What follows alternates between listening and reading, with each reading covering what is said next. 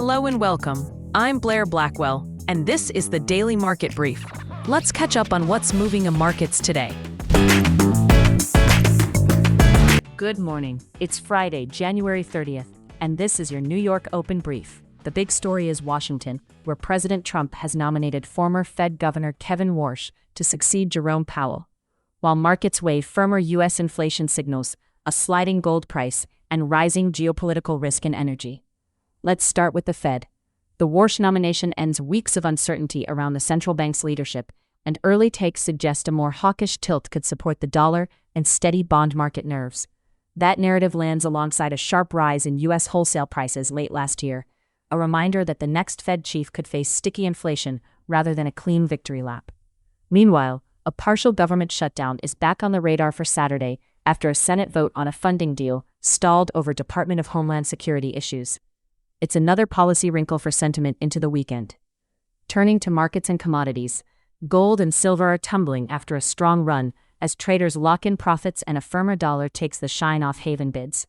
In energy, oil is caught between geopolitics and fundamentals.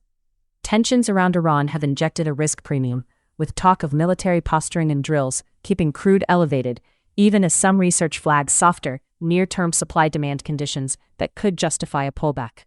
ExxonMobil, for its part, beat expectations as record output from the Permian and offshore Guyana helped offset weaker prices, while its CEO reiterated that clarity and stability are prerequisites for major investment in places like Venezuela.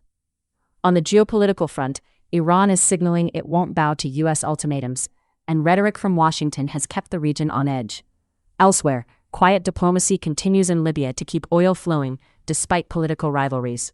And in Europe, natural gas prices are surging into month-end as winter cold and geopolitics strain storage, a reminder that the continent's energy balance remains sensitive.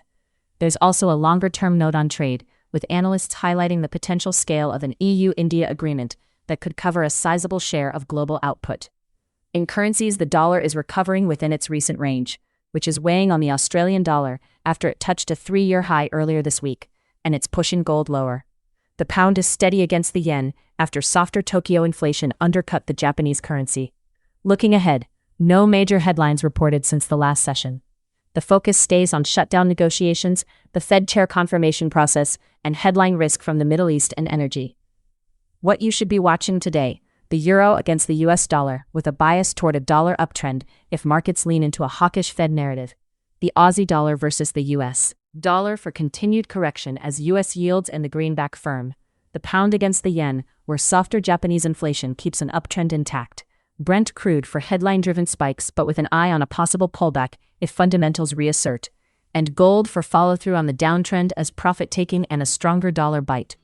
The takeaway: markets are trying to balance a potentially more hawkish Fed with persistent inflation and elevated geopolitical risk, leaving risk appetite constructive but cautious. That's it for today's edition of the Daily Market Brief. Thanks for listening. I'm Blair Blackwell. This podcast is for informational purposes only and does not constitute financial advice, trading recommendations, or investment guidance.